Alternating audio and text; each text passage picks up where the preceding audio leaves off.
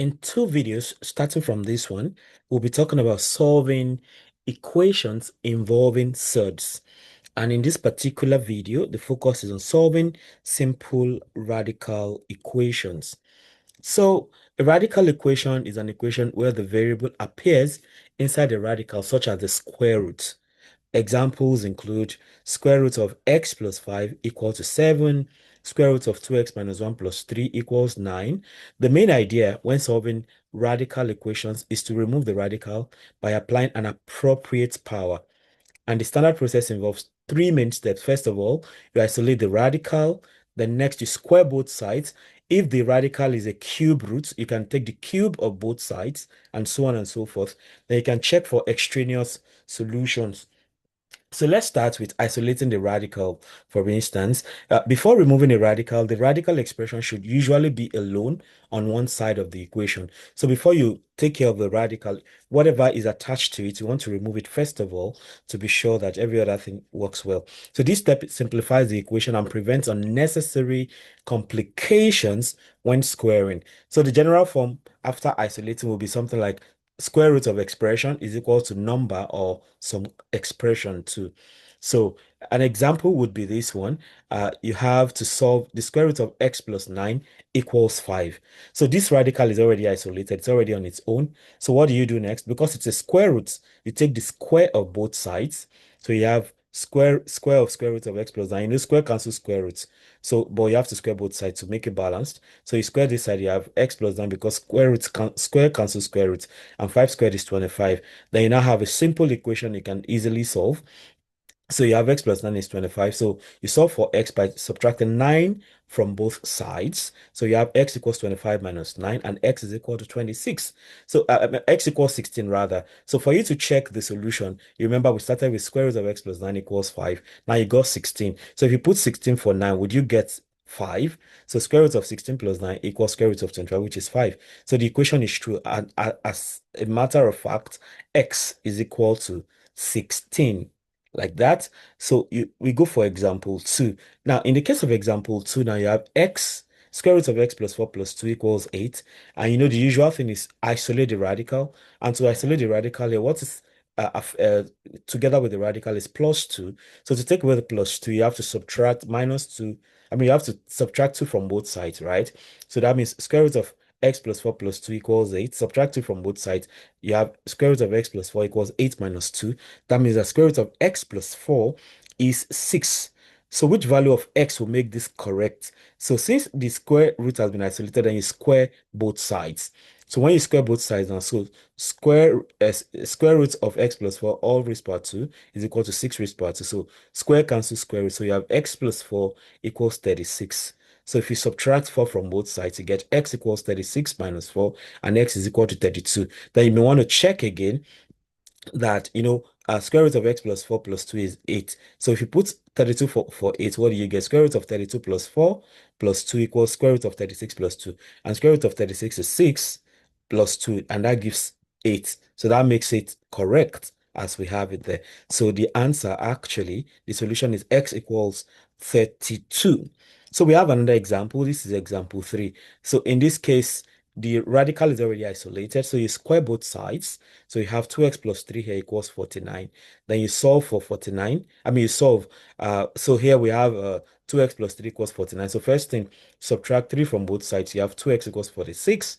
Then you divide both sides by 2. And you have x to be 23. So if you check it here, square root of 2x plus 3 equals 7. Does square root of 2 times 23 plus 3 give you 7? Square root of 2 times 23 plus 3 is 2 times 23, 46 plus 3, 9. Square root of 49 is 7. So x is actually 23, like that. Okay. So, radical with a coefficient. What if the radical has a coefficient? Sometimes a number multiplies the radical. So example, you have 2 square root of x plus 1 equals 8. So to isolate the radical, you have to divide both sides by the coefficient. So divide both sides by 2. So the 2 cancels there. So 8 divided by 2 gives you 4. You can then square, and you have x plus 1 raised to power 2. X square root of x plus 1 squared equals 4 squared. That's x plus 1 equals 16. Subtract 1 from both sides. X is 15. If you check, square root of 15 plus 1 is square root of 16, which is 4. And that is actually correct from what you see right here. Okay. So the solution is actually true. X is 15. Then sometimes you can have extraneous solutions, like when both sides of an equation are squared, new solutions may appear that do not satisfy the original equation. Such incorrect answers are called extraneous solutions. So therefore, it is essential to check all solutions in the original equation. So imagine that you want to solve square root of x equals x minus 2. So in this case now, the first thing is to square both sides because the radical is already isolated. So if you square root of x, you get x, and then you have x minus 2 all squared. If you expand that, you have x equals x squared minus 4x plus 3. So if you collect like terms, meaning that you have x squared minus 4x minus x, because this x comes, you have minus 4x minus x plus 4. That's x squared minus 5x plus 4. So if you factorize that, you get 0 equals x minus 4 into x minus 1. And the possible solutions would be 4 and 1, because if you equate this to 0, it's either x minus 4 is 0 or x minus 1 is 0. So that means x is 4 or x is 1. Now the question is, do these two satisfy the original expression? So that is where the idea of extraneous equations come from, extraneous solutions come from. The original expression is this: root x equals x minus 2. Okay, root x equals x minus 2 when x is 4. So square root of 4 is 2, right? And that is actually equal to the other side where you have x minus 2. So 4 minus 2 is also 2. So square root of 4 is 2. 4 minus 2 is also 2. That's correct. So x is 4 is correct. What about x equals 1, which is the second possible solution? So in this case, now square root of 1 is 1, but then 1 minus 2 is minus 1. So 1 is not equal to minus 1. So that is false. So in that case, now x cannot be a solution here. So you have to cancel that. So your final answer is just that is just x equals 4, because the extraneous solution is x equals 1. So the x is a solution that we got, but it doesn't satisfy the original equation, you know. So summary of the method now. Uh, to solve simple radical equations, you isolate the radical, you square both sides, or take the cube of fourth root or fifth root of both sides, depending on what the radical is like. If it is square, usually it is a square root, right? So you take the square of both sides, then you solve the resulting equation, and then you substitute the solutions into the original equation and discard any extraneous solution. So it is important to always check, because all solutions you get may not satisfy the original problem. So, I've just been explaining, so it's time for me to actually take one or two problems and solve. So here, solve the following radical equations, check all solutions for extraneous answers, right? Maybe I should take two from each case. So I'll take, let me take 4 and 10. 4 and 10. So square root of 3x plus 1 equals 5. Square root of 3x plus 1 equals 5. Okay, square root of 3x plus 1 equals 5. So here now, we have square root of 3x plus 1 equals 5. So the radical is already on its own, it's already isolated. So we can just we can square both sides. So we have square root of 3x plus 1 all squared equals 5 all squared. So square cancel square roots, and then we have 3x plus 1 equals 25. So we are solving for x. So first, subtract 1 from both sides. So you have 3x equals 24. Next, divide both sides by 3. So you have 3x over 3 equals 24 over 3. So x in that case becomes 8. So x is equal to 8. Now, this is a solution, but does it satisfy the original equation? So we have to check. So let's come back here and check. So if you check this, so square root of 3x. So we got x to be 8. So you have 3 times 8 plus 1. That's square root of 24 plus 1. That's square root of 25, which is equal to 5. So that's correct with the original thing. So we can conclude, so x is equal to 8, like that. Okay, x is equal to 8. So x is equal to 8. So I'll take question 10 from that again. Question 10. The square root of 3x plus 4 plus 1 equals 10. Square root of 3x plus 4 plus 1 equals 10. Okay. Square root of 3x plus 4 is under the root plus 1. All of that is equal to 10. So again, the first thing we need to do is to isolate the radical. So plus 1 is disturbing it, so it has to go to the other side. Okay. And to make that happen, we subtract 1 from both sides. So we have square root of 3x plus 4 equals 10 minus 1, which is that's 10 minus 1, right? And we know 10 minus 1 is equal to 9. So now the radical is isolated, so we can square both sides. So square root of 3x plus 4, all squared equals 9 raised to power 2. So 2 cancels root. So we have 3x plus 4 equals 81. So now 3x is equal to 81 minus 4. So 3x now is 81 minus 4. That's 77, I think. Um, that'll be 77, right? Mm, Square root of 3x plus 4 plus 1. I want to be sure. Square root of 3x plus 4 plus 1 equals 10, okay? Square roots of 3x plus 4 plus 1 is 10. So subtract 1, you get 9. Square 3x plus 4 now equals 81. So subtract 4 from both sides, you have 77. So x is equal to 77 all over 3. So that's the result. So we need to check if that is correct. So check. So we check now. We have square root of 3 into 77 all over 3 plus 4 plus 1 out here. So that's square root of 3 cancels 3. So we have 77 plus 4 plus 1. So square root of 77 plus 4 is 81 plus 1. So square root of 81 is 9 plus 1. That is 10. Okay, so that's correct because we get the same 10 here. So we can conclude that the answer is actually, so x is actually 77 over 3. So that's from the first 10 questions, I've answered 2. So let me answer another 2 from the second 10 question. That's from 11 to 20. So here, I think I want to take questions 11 and 20. Questions 11 and 20. That's 2 square root x plus 3 equals 14. 2 square root x plus 3 equals 14. 2 square root x plus 3 equals 14.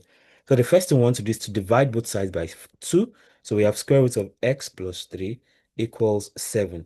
Okay, so I mean that's like 2, 2. So this cancels here. So 14 over 2 is 7 down here.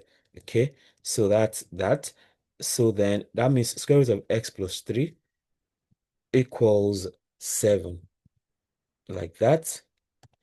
So now the radical is isolated. So we square both sides. Square root of x plus 3 all squared equals 7 all squared.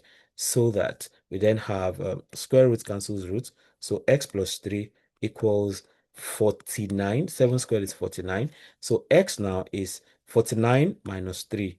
49 minus 3. So x is equal to 46. Before you conclude that that's the actual answer, you want to check. Okay, so we come back and check. So to check, we have 2 square roots of, what did we get again? 46. So that's 46 plus 3. So 46 plus 3. That is 2 square root of 49. That is 2 times square root of 49 is 7. That's 14. So that works. So we can then conclude that x is equal to 46. Then we have the last one, question 20. Square root of x plus 10 equals x minus 5. Square root of x plus 10 equals x minus 5. Square root of x plus 10, square root of x plus 10 equals x minus 5. So the radical is already isolated, so we can square both sides. So we have x plus 10 all squared equals x minus 5 all squared. So power cancels roots. So we have x plus 10 equals, when you square this now, When you expand this, we already have the shortcut. So that's x squared minus 2 times x times 5, all right, plus 5 raised to power 2. So that's how that goes. So we have x plus 10 equals x squared minus 10x plus 25, like this. So we can collect like them. So 0 is equal to x squared minus 10x minus x. So this x now comes here. So this x comes here as negative. So minus x, then plus 25 minus 10, because this 10 comes as negative here. So we have 0 equals x squared minus 11x plus 15. Yeah, 25 minus 10 is 15. So we have this to deal with now.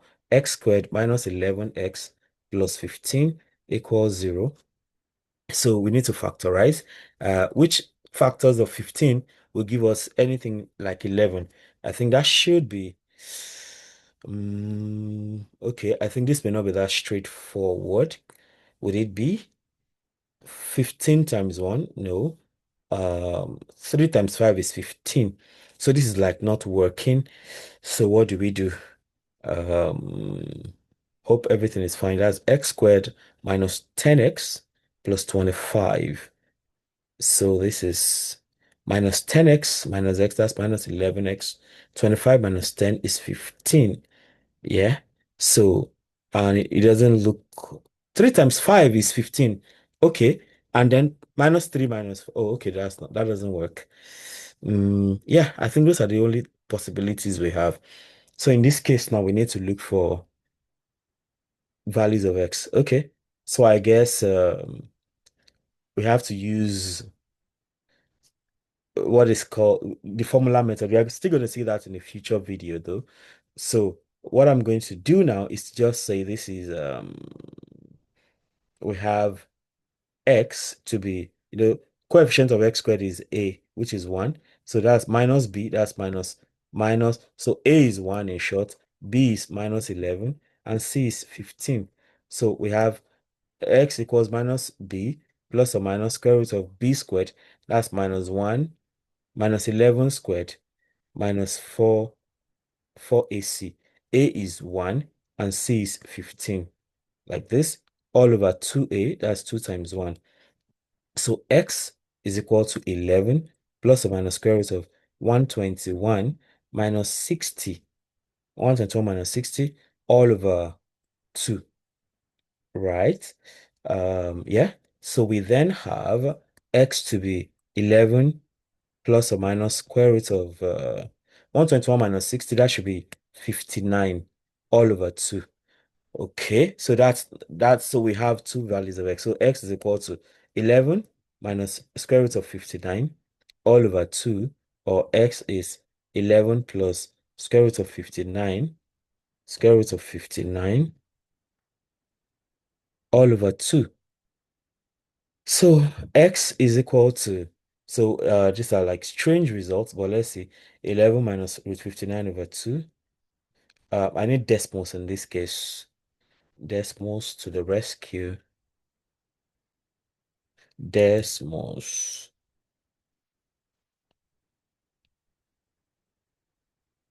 So I need 11 minus square roots of 59 all over 2. So we have that. Can I have it in fraction? It doesn't look like that. So okay, because it's surd, right? So we can't have it in fraction form. So the other one is 11 plus 59. So this is 1.6594 and 1.6594 first of all, and then 9.3405. 1.6594 or 9 point something, 9.3406, 9.3406, 9.3406. So these are not looking like great answers, but we have to check.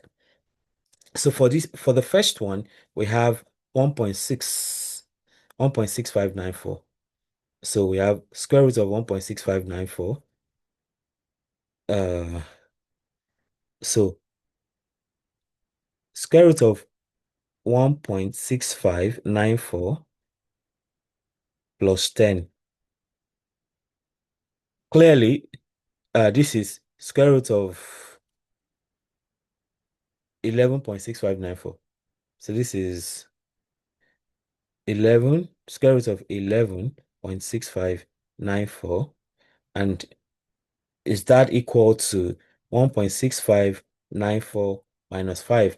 We already see that that's not true, but let's do it to a logical conclusion. So 11.6594, right? So square roots of 11.6594 on one hand, that's 3.4146.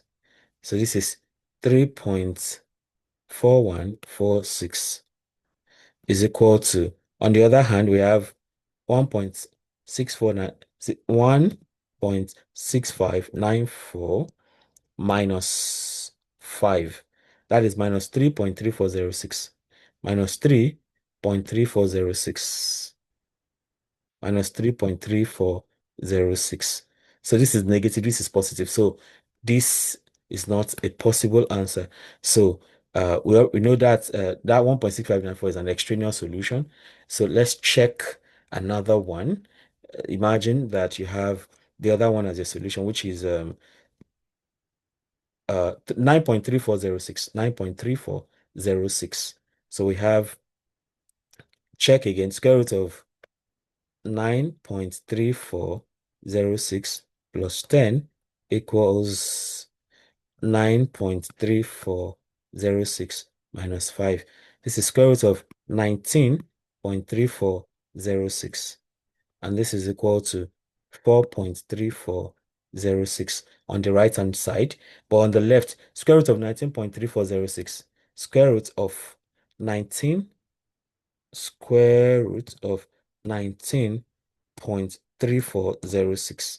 That is 4.37, 3977, 3978, 4.3978. So that is 4.3978 equals, well, it's approximately the same thing as 4.3406, because if we take it to like one decimal place, even one decimal place doesn't work. One decimal place, three decimal, yeah, approximately the same. So we can just at least take that as a proper answer. So x equals 1.6594. So x equals 1.6594 is extraneous.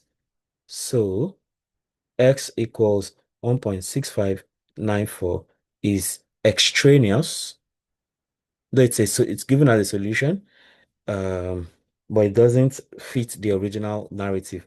But x equals 9.3406 is close enough. Okay, it's close enough to an acceptable solution. Okay, I think I wanted to do 4 questions here. I think I've done the 4, right? Yeah, all the 4 are done because this is question 20 now. Okay. Yeah, so with this, I believe we're done with this question 20. That was great. So with this, we come to the end of this interesting video about solving simple radical equations. Don't forget to try your hands on the other one so you can be sure you really get the gist. All right. So let me know how helpful this is for you. And if there's something else you'd like me to try out later, feel very free to let me know. If you have subscribed to this channel, I must thank you very much. And if you haven't subscribed, go ahead, subscribe, hit the notification bell so you can always get alerted each time a new video is released. Having done that, you can also become a member of the channel by clicking on join. That gives you some special privileges like getting to see some videos first or being the only one to see certain videos. Ultimately, don't forget to comment, like, and share so that other people can have access to the great content I have going on here. Till I come your way again, keep doing maths right. Bye.